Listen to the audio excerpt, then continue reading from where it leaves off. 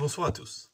Nous poursuivons notre réflexion sur la décadence spirituelle de la France en remontant un peu le temps et en essayant de dégager les trois étapes qui ont conduit à la situation que nous connaissons actuellement, c'est-à-dire le déploiement à la fois du paganisme d'apostasie et son remplacement peu à peu par l'extrémisme religieux de l'islam.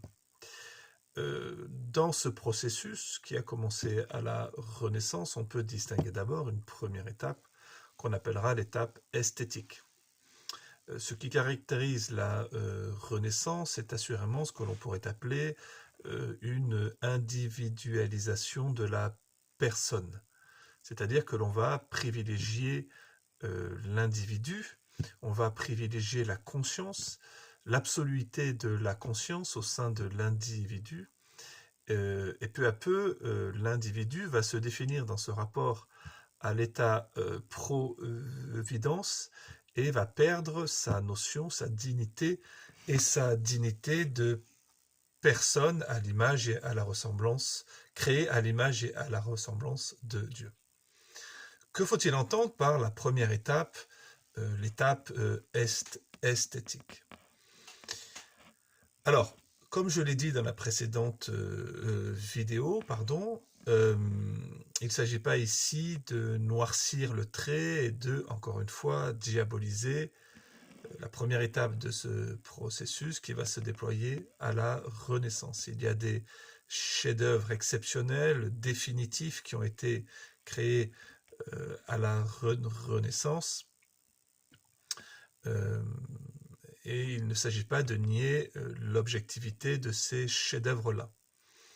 Il s'agit de voir plutôt qu'il y a une intrication du mal et du bien, que l'histoire est un progrès vers le pire, mais à l'intérieur de ce progrès vers le pire, il y a des germes kérigmatiques qui permettent aux personnes, aux hommes et aux femmes qui sont prises dans ce processus historique, de rencontrer à l'intérieur de ce progrès vers le pire, de ce progrès vers le mal, la vie éternelle. C'est-à-dire de rencontrer déjà une histoire qui soit capable de s'affranchir de l'esclavage du mal.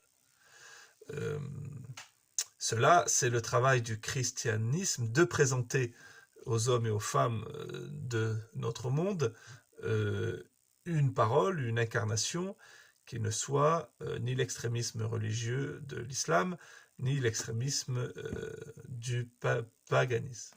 Mais précisément, ce paganisme s'est déployé avec une grande force à partir de la Renaissance, où des forces telluriques ont profité des progrès objectifs de la technique, des arts, de la science, pour accélérer ce progrès vers le mal et la venue du paganisme et le reniement du christianisme.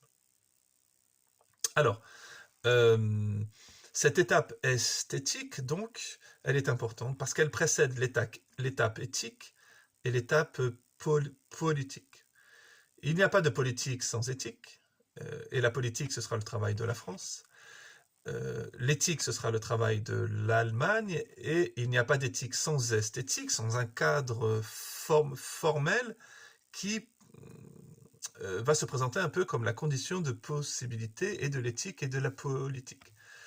Donc nous avons parlé de la France pour la politique, nous avons parlé de l'Allemagne pour l'éthique, assurément pour le cadre formel, pour le cadre esthétique, il faut parler de l'Italie.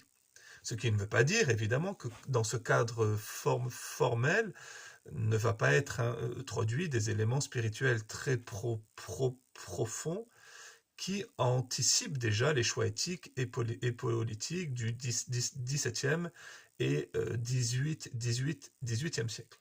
Alors, ce cadre esthétique, qu'est-ce qu'on peut dire? Eh bien, on peut dire qu'à cette époque, à l'époque de la Renaissance, cette individualisation de la personne,